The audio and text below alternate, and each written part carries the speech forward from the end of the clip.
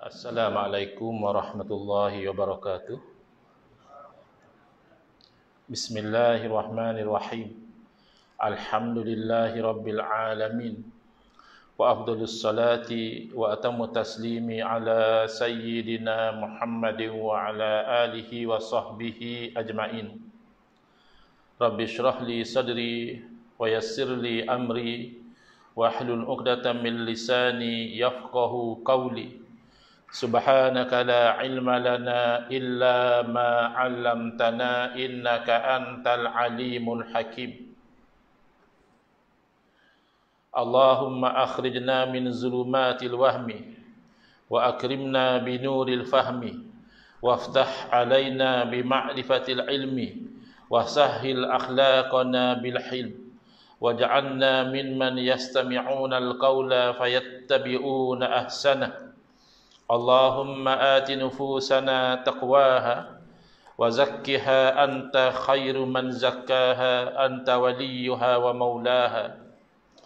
Allahumma arinal haqqa haqqan warzuqna ittiba'ah wa arinal batila batilan warzuqna ijtinabah. Allahumma anfa'na bima 'allamtana wa 'allimna ma yanfa'una wa zidna ilman wa huda. Amma ba'd. Alhamdulillah, muslimin muslimat, hadirin hadirat yang saya hormati, moga-moga kita semua dirahmati dan diberkati oleh Allah Subhanahu wa taala, dan moga-moga kita semua dikurniakan oleh Allah Subhanahu wa taala kefahaman yang baik di dalam urusan agama sesuai dengan sabda junjungan Nabi kita Nabi Muhammad sallallahu alaihi wasallam, man yuridillahu bihi khairan yufaqihu fid din. Barang siapa yang Allah nakkan dengan dia kebaikan, nescaya Allah beri dia faham dalam urusan agama. Dan moga-moga kita semua dikurniakan oleh Allah Subhanahu wa taala akhlak yang mulia sesuai dengan sabda Nabi sallallahu alaihi wasallam, innama bu'istu liutammima makarimal akhlak. Hanya saja saya dibangkitkan demi untuk menyempurnakan kemuliaan akhlak. Alhamdulillah, malam ni insya-Allah kita akan menyambung pengajian kuliah maghrib bulanan hari Rabu yang keempat yang ketiga. Anjuran surah Al-Husna Taman Selasih Gombak menggunakan kitab Kekeliruan Umat. Inilah jawapannya, susunan Al-Fadhil Ustaz Muhaddir bin Haji Jul hafizahullah ta'ala wa nafa'ana bihi wa bi'ulumihi fid daraini amin. Kita sampai ke muka surat 106, betul ke? Sebab kita lama terhenti, saya cek balik. Last sekali kuliah yang saya hadir di sini, kalau tak silap saya, iaitu sebelum menunaikan haji bulan Jun. Sekarang dah nak masuk tahun lain dah. Sikit hari lagi nak masuk tahun baru dah. Baru kita nak mula semula kerana ada beberapa halangan. Jadi kalau lihat kuliah pada 21 Jun adalah tentang ayat-ayat mutasyabihat di muka surat 103. Yang berlipat tu muka surat apa? 103. Okey.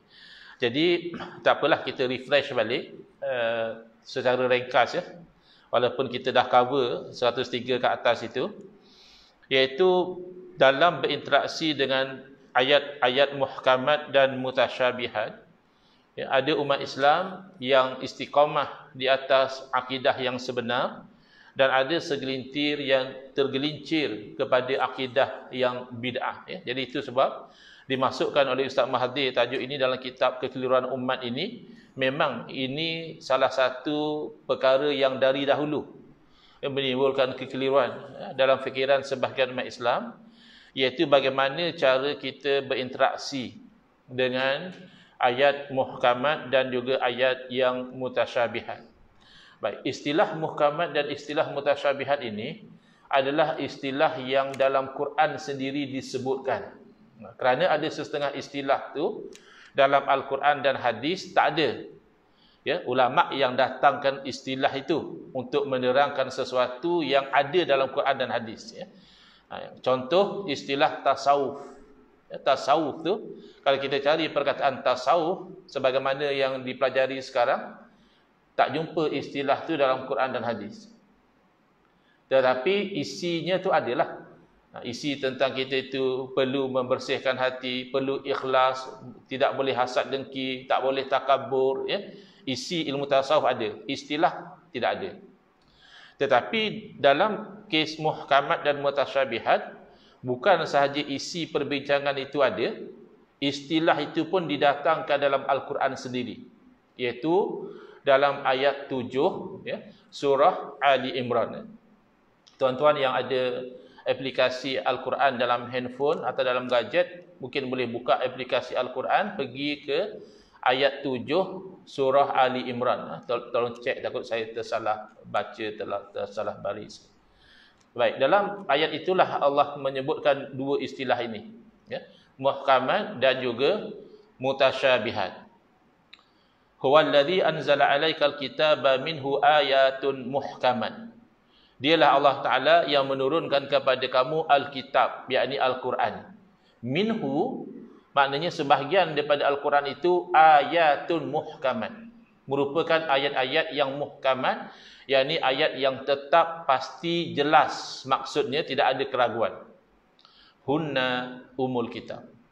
Ayat muhkamat inilah menjadi induk kepada Al-Quran, menjadi tonggak, menjadi pegangan asas yang terkandung di dalam Al-Quran. Wa ukharu mutasyabihat, dan ada ayat-ayat lain selain daripada ayat muhkamat ini sifatnya mutasyabihat. Ya. Jadi bila ada ayat mutasyabihat inilah umat Islam terpecah.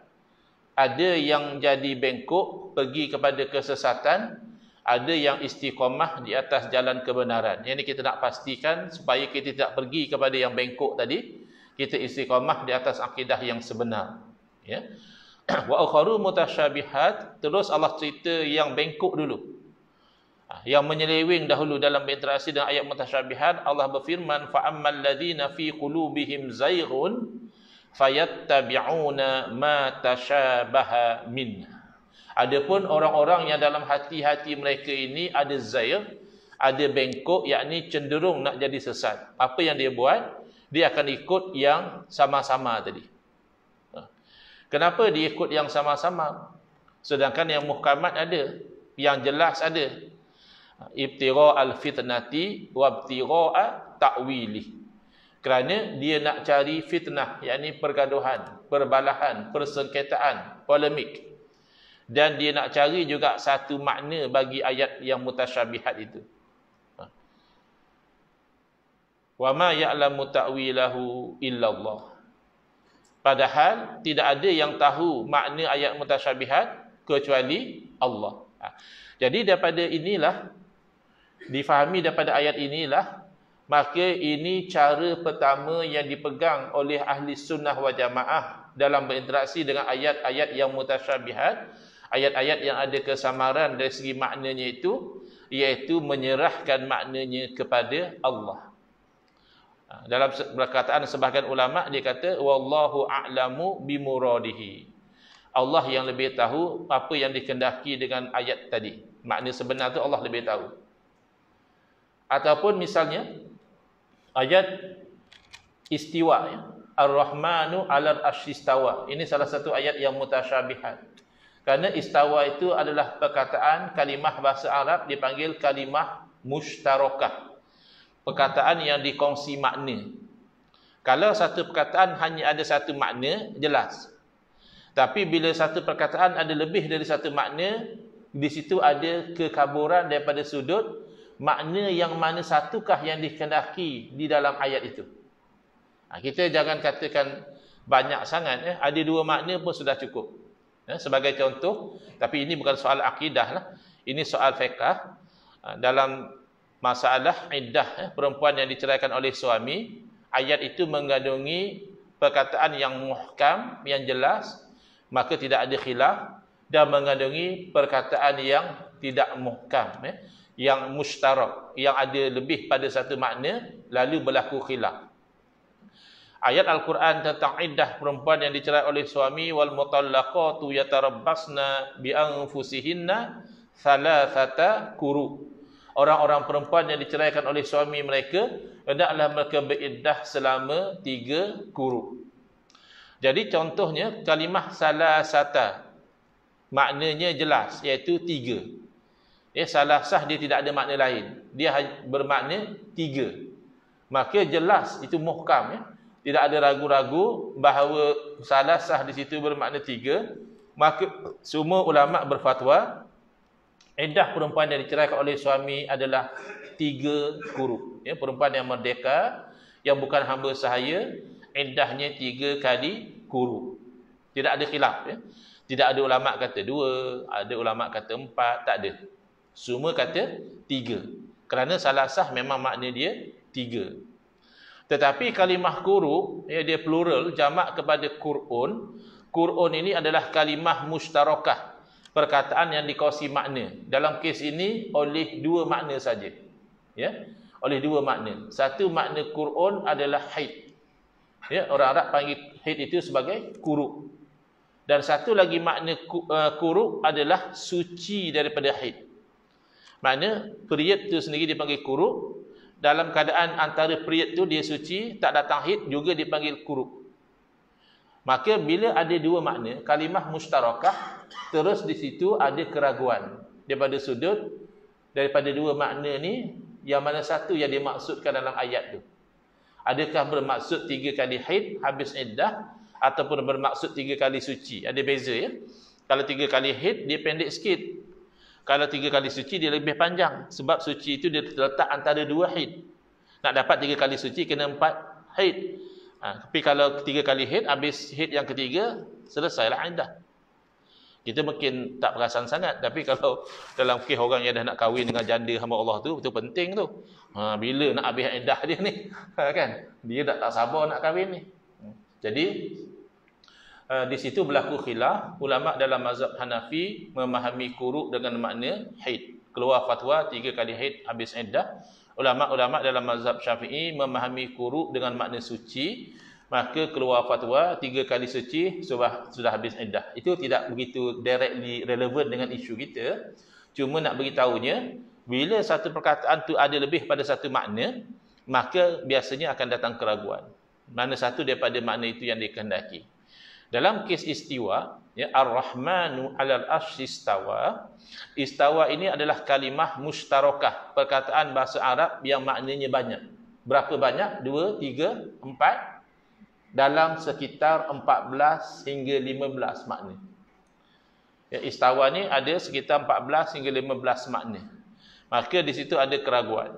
Daripada banyak-banyak makna ini, yang mana satukah yang dikehendaki?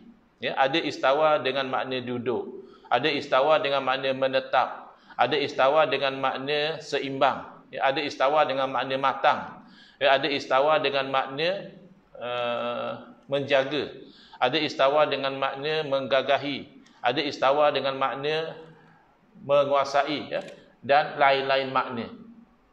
Maka disitulah ada 2 pendekatan. Pendekatan yang pertama tadi kan Allah sebut wa ma ya'lamu ta'wilahu illallah. Tidak ada yang tahu makna daripada ayat mutasyabihat kecuali Allah.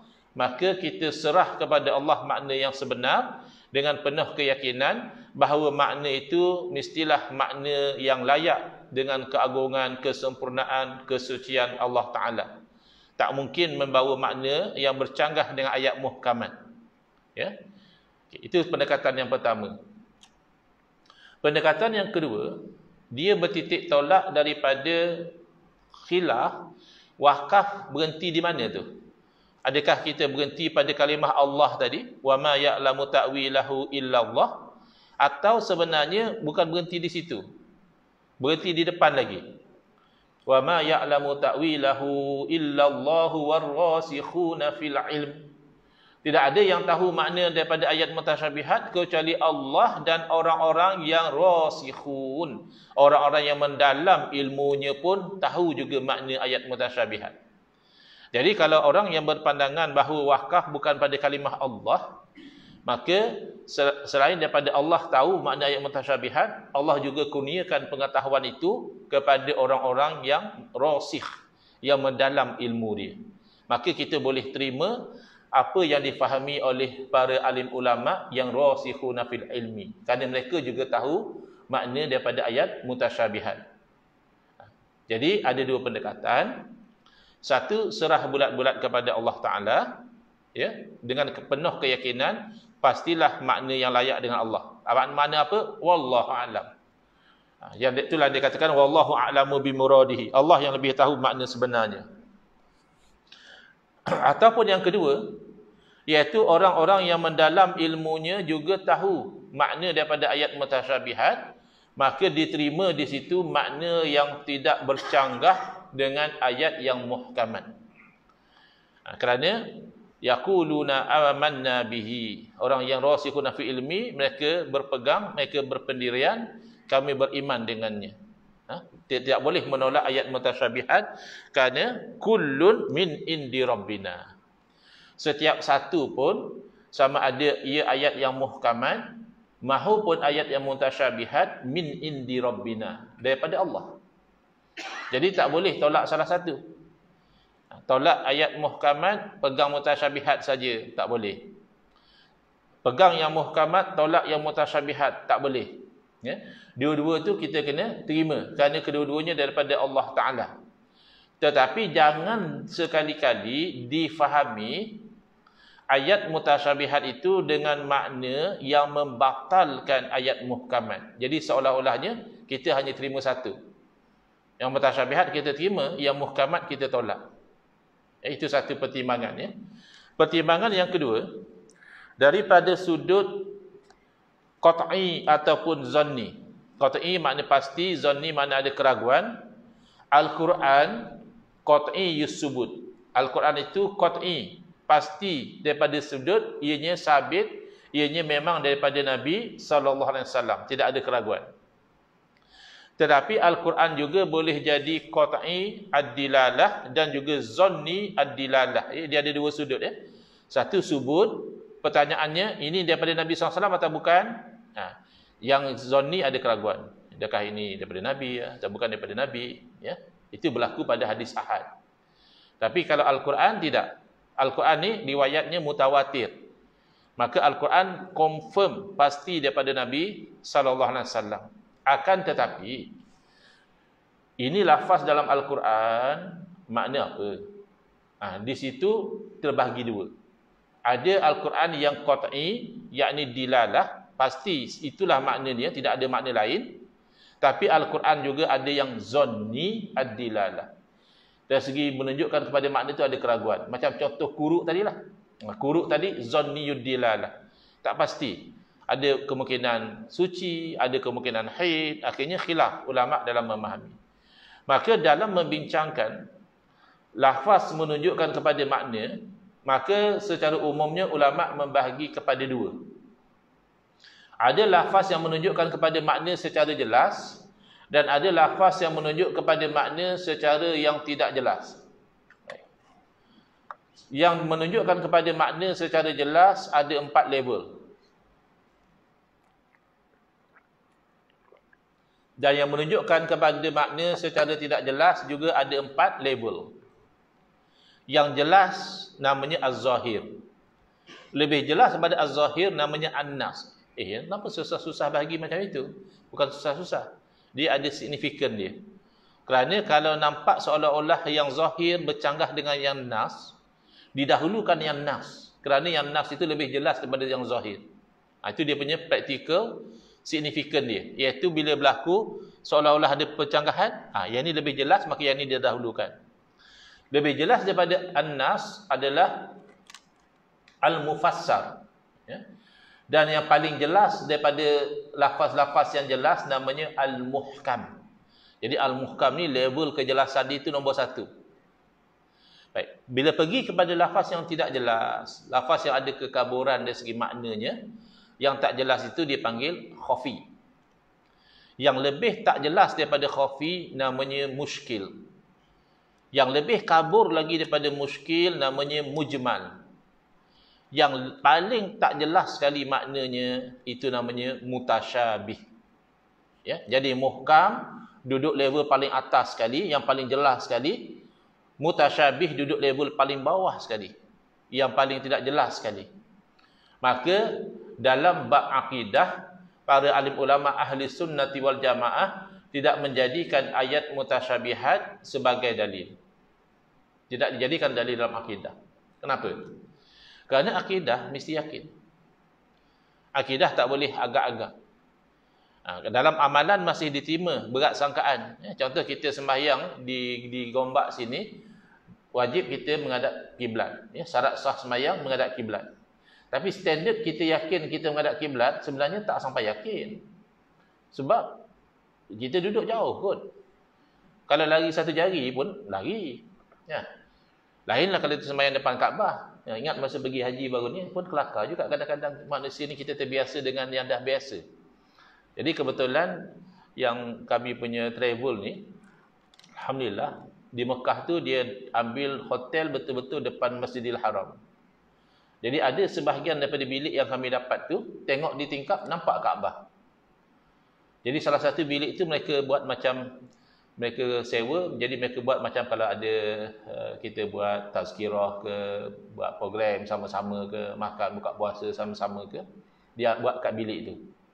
Jadi ada masa kita nak semayang sama-sama. Jadi yang kelakarnya masa nak semayang tu, sebahagian daripada ahli jemaah tu dia masih tengok arrow kat atas atap hotel tu. Dia tengok kan nak adjust dadah. Saya pun tepuk dia, bang, tu depan. Tu depan tu Kaabah. Apa yang nak tengok arrow lagi? Kita dah dapat yang yakin. Dak Kaabah terpampang depan mata kita. Arrow ni belum pasti lagi. Ya. Itu yakin betul. Sembahyang depan Kaabah memang dah yakin kita menghadap kiblat. Sembahyang di sini tak yakin. Tak sahlah macam tu. Tak. Dalam bab amalan tidak disyaratkan yakin. Memadai ghalabatuz zon, memadai berat sangkaan. Tapi tidak demikian dalam bab akidah. Rasa-rasa saya adalah kot syurga. Kalau tak ada syurga, macam mana pula orang baik-baik nak letak di mana? Tapi wallahu alam lah kok tak ada. Dia ada sikit ragu kat situ. Jadi tak sah tu. Sebab standard akidah dia mesti yakin. Bila akidah standard dia mesti yakin, maka dalil pun mesti yakin. Tak mungkin sesuatu yang ragu-ragu boleh menunjuk kepada yang yakin. Ya. Kalau kita tanya jalan kat orang, ya. Macam mana kita daripada Gombak ni misalnya nak ke Kelang. Dia cakap, entahlah teman pun baru sampai apa dia Perak ni. Tapi rasa-rasa teman lah, ambil ke lalu sana, ambil kiri, lepas tu cubalah, cubalah. Okay. Kita yang dengar pun, kita yakin tak? Hamba Allah yang tunjuk jalan tu pun dia tak yakin. Dia pun baru first time sampai ke KL ni. Dia agak-agak saja. Kita yang dengar, tambahlah tak yakin. Maka kalau dalil itu tidak sampai standard yakin, macam mana dia boleh menunjuk kepada yang yakin? Maka mutasyabih ini dia adalah yang paling ragu-ragu dari segi makna, ya, berbanding yang lain. Ya, dia ada khafi sudah ada ragu-ragu, muskil lebih lagi, mujmal lebih lagi, mutasyabih paling ragu-ragu. Tiba-tiba kamu angkat jadi dalil dalam akidah, disiplin ilmu kamu tidak ada. Dan itu menunjukkan fa ammal ladina fi qulubihim zaygun fayattabi'una ma tashabaha minhu. Bahkan Sayyidina Aisyah radhiyallahu anha menceritakan, kalau kamu nampak orang yang ikut ayat mutasyabihat, itulah yang Allah sebut dalam Quran tu. Mana orang yang sesat. Jadi kesimpulannya, ahli sunnah wal jamaah ada dua pendekatan yang berbeza. Sama ada mereka tafwid, serah bulat-bulat makna kepada Allah Ta'ala dengan keyakinan makna yang layak dengan Allah, atau menerima makna yang tidak bercanggah dengan akidah. Sebagai contoh, istawa dengan makna menguasai arash. Ada orang komplain. Dia kata istawa dengan makna istaula, istawa dengan makna menguasai arash, itu adalah orang Mu'tazilah punya pegangan. Mu'tazilah ni aliran sesat. Betul ya, kita tidak nafikan. Mu'tazilah adalah salah satu aliran yang ahlul bid'ah, yang buat bid'ah dalam perkara akidah. Tapi kita ingat, aliran sesat mana pun, Mu'tazilah kah, Jabariyah kah, Qadariyah kah, Murji'ah kah, Jahmiyah kah, Musyabbihah kah dan sebagainya, Maka mereka ini ditolak hanya pada perkara yang bercanggah dengan akidah Ahlussunnah wal Jamaah. Ketika itu kita tolak. Tetapi di mana yang mereka masih sama, tidak bercanggah dengan akidah Ahlussunnah wal Jamaah, kita tidak tolak. Makanya kita tidak tolak istawa dengan mana istaula. Kerana mengatakan Allah menguasai arash, itu tidak dinafikan oleh mana-mana pun orang mukmin. Di aliran apa sekalipun, asal dia orang Islam lah, dia tidak akan menolak dikatakan Allah menguasai arash. Dengan makna qahara, Allah menggagahi arash, makna arash terpaksa patuh kepada kehendak Allah. Semua orang Islam terima. Ataupun dengan makna hafizah, ya, Allah menjaga arash. Semua orang Islam terima. Tapi bila pergi kepada makna Allah duduk atas arash, bersemayam, Allah bertempat di atas arash, bukan duduk, tapi Allah bertempat di atas arash, itu masalah. Kerana itu bercanggah dengan ayat yang muhkamat, laisa kamitslihi syai'un, tidak ada sesuatu pun yang seperti Allah, walam yakul lahu kufuwan ahad, dan tidak ada sesuatu pun yang sama seperti Allah. Wallahu ghaniyun 'anil 'alamin, dan Allah itu terkaya, yakni tidak berhajat kepada alam ini. Dan dari segi yang yakin, arash adalah makhluk Allah. Ya, itu insya-Allah orang yang beriman tak ada yang kata arash bukan makhluk. Kerana mengatakan arash bukan makhluk syirik. Berarti ada sesuatu wujud tapi bukan Allah yang ciptakan. Itu syiriklah. Berarti wujudnya itu bukan kuasa Allah, ada kuasa lain. Ataupun arash itu berkuasa dengan sendiri. Ini syirik. Maka orang Islam insya-Allah semua terima arash itu adalah makhluk. Apa arti makhluk? Sesuatu yang diciptakan. Apa konotasi daripada sesuatu yang diciptakan? Iaitu sebelum diciptakan, ia tak wujud. Baik. Adakah Allah Ta'ala juga tak wujud semasa arash tak wujud? Mustahil. Allah wujud tidak ada permulaan. Allah wujud tidak didahului oleh tiada, itu sepakat. Maka yakin pasti bahawa sebelum ada arash, sebelum ada langit, sebelum ada syurga, sebelum ada neraka, Allah wujud. Maka Allah wujud tanpa semua ini pasti. Kana Allah wala syai'. Nabi SAW dah bagi tahu Allah wujud, tak ada satu apa pun. Jadi itu pasti. Soalannya, adakah setelah Allah menciptakan arash lalu berubah sifat Allah daripada tidak bertempat menjadi bertempat? Itu jawabnya mustahil. Kerana itu berarti menempatkan Allah pada makhluk. Dan itulah dipanggil i'tiqad al-hulul. Mungkin kawan-kawan yang ini dia tak perasan. Mereka yang kata Allah bertempat atas arash ni, kalau kita bersembang, berdialog dengan mereka, tanya mereka tentang i'tiqad al-hulul wal ittihad, kamu terima tak? Mengatakan Allah itu halla, maknanya berada pada makhluk dia. Tak boleh kata dia. Ataupun kamu terima tak, lebih parah pada itu, ittihad. Allah tu menyatu dengan makhluk. Makhluk dan Allah tu adalah entiti yang sama, satu, dia menyatu. Tak boleh, itu akidah tu kufur dia kata. Jadi sepakat. Dia dan kita sepakat menolak akidah al-hulul wal ittihad tu tak betul. Tapi dia tak perasankah bila dia mengatakan Allah bertempat atas arash, itulah i'tiqad al-hulul. Allah bertempat pada makhluk dia. Bukan Allah menyatu dengan arash tidak, tapi Allah bertempat pada arash. Masih tertolak lagi. Tapi Quran kata, Quran tak kata. Quran kata istawa. Kamu yang kata istawa tu makna jalasa. Kamu yang kata istawa tu makna istaqarra. Quran hanya kata istawa. Maka kamu boleh sebagaimana golongan salaf pegang istawa, istiwaan yaliqu bihi jalla jalaluh. Silakan. Istiwa tidak dimaknakan, yang pasti istiwa yang layak dengan Allah. Istiwa maklum kata Imam Malik rahimahullah taala. Istiwa sedia maklum makna dia. Sedia maklum ada dalam Quran. Tapi wasu'alu anhu bid'atun. Duk tanya istiwa tu macam mana itu bid'ah. Maka kita serah kepada Allah. Itu satu cara. Cara yang kedua adalah kita masih menerima mana-mana makna istiwa yang ada dalam bahasa dan tidak bercanggah dengan akidah, seperti makna hafizah, menjaga, seperti makna qahara, menggagahi, seperti makna istaula, menguasai. Ini semua makna-makna dari segi bahasa memang itu makna istawa, dan yang lebih penting daripada itu adalah tidak ada daripada makna itu yang bercanggah dengan akidah. Jadi ini dua pilihan, kedua-duanya membawa kepada tanzih, iaitu mensucikan Allah daripada menyerupai makhluk. Jadi ada orang kata, saya ikut akidah salaf, saya tidak ikut akidah khalaf. Ini keliru. Dia bukan akidah salaf bercanggah dengan akidah khalaf, sehingga kamu kata saya ikut salaf, tak ikut khalaf.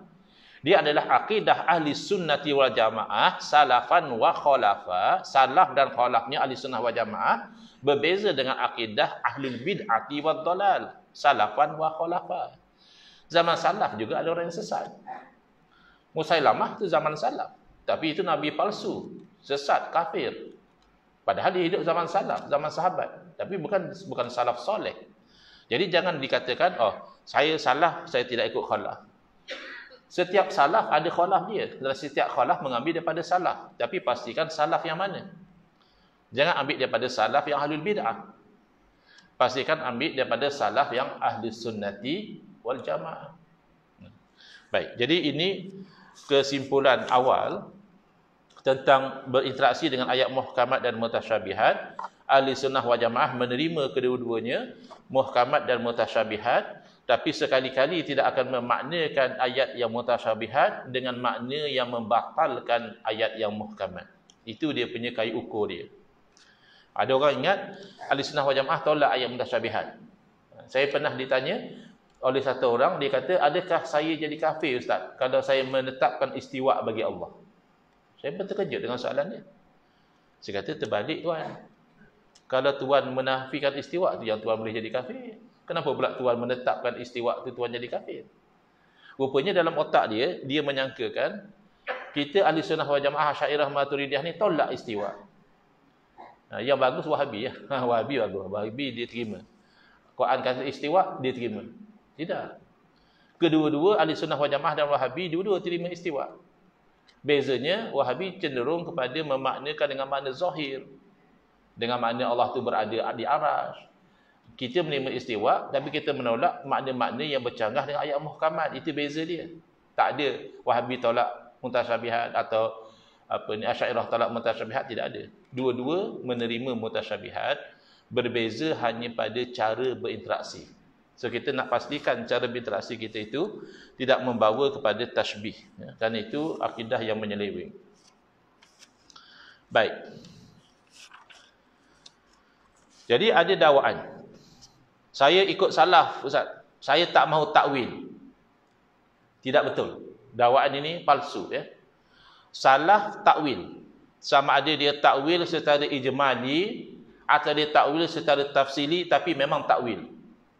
Takwil secara ijmali itu mungkin kita boleh kata disepakati, misalnya ditolak makna istawa dengan makna duduk. Ya, kerana duduk tu ada makna yang cirinya makhluk. Duduk ini memberatkan jasad pada bahagian punggung, itu makna duduk.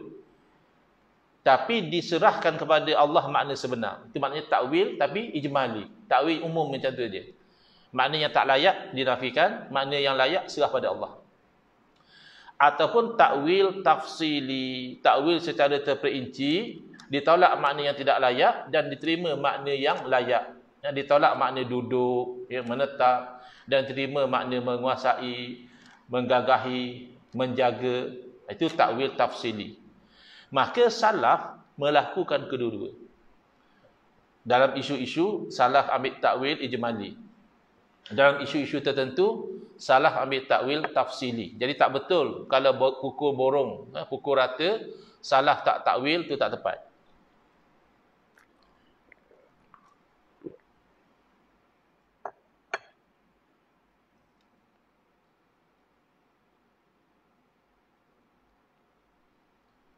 Ada yang tanya, yad sebagai tangan, ainun sebagai mata. Sebagai terjemahan semata-mata, itu pun setengah ulama tak bagi terjemah ayat mutasyabihat, kerana terjemahan itu mungkin membawa makna yang tidak seperti dalam bahasa Arab. Tetapi dinafikan yadun dengan makna anggota badan, itu pasti. Dinafikan ainun dengan membawa makna anggota mata. Tetapi makna sebenar sama ada jalan tafwid tadi, ainun dengan makna yang layak dengan Allah, ataupun jalan takwil. Sebab ainun dalam bahasa Arab ada kalanya dimaknakan dengan makna penjagaan. Kalau yadun dimaknakan dengan makna kuasa. Itu biasa dalam bahasa Arab. Bukan satu benda yang luar biasa. Misalnya kalau orang Arab kata, hadza laisa biyadi. Benda ni bukan dalam tangan saya. Bukan maksud dia tangan anggota, tapi maksudnya bukan dalam kekuasaan saya. Dua pilihan. Baik. Jadi salaf ada yang takwil secara tafsili dalam tempoh seminit ni, sempat tak? Contoh, ayat surah Al-Qalam ayat 42, yauma yukshafu an saq. Zahir ayat, hari disingkapkan daripada betis. Jadi ada orang faham hari kiamat Allah tu ada betis, Allah singkap betis Allah pada hari kiamat. Sedangkan salaf, iaitu sahabat Nabi Sayyidina Abdullah bin Abbas radhiyallahu anhuma, mentakwil secara tafsil bahawa saq di situ maknanya syiddah, kedahsyatan. Kita kalau dalam bahasa Melayu pun ada, kadang-kadang kita kata bila dah bergaduh teruk sangat, masing-masing sising lengan. Padahal masing-masing tak pakai baju pun masa tu. Nak sising lengan apa? Istilah menunjukkan masing-masing bersedia nak bergaduh. Jadi istilah yuksafu ansaq kata Sayyidina Ibn Abbas bererti syiddah, kedahsyatan hari kiamat. Ada lagi beberapa contoh yang insya-Allah dalam nantilah tahun depan lah saya cerita. Tahun ni tak sempat dah, nak masuk Isyak dah. Kita cerita tahun depan boleh ya? Wallahu a'lam. Bismillahirrahmanirrahim. Alhamdulillahirabbil alamin wassalatu wassalamu ala asyrafil anbiya'i wal mursalin wa ala alihi wa sahbihi ajma'in. Allahumma shrah sudurana wa ahsin akhlaqana wa azim ujurana wa nawwir qulubana bi nuri hidayatika kama natarada bi nuri syamsika abadan abada. Allahumma anqulna min dhurril ma'siyati ila izzi ta'ati ya arhamar rahimin. Wa sallallahu ala sayidina Muhammadin wa ala alihi wa sahbihi wasallam. Walhamdulillahirabbil alamin. Amin ya rabbal alamin.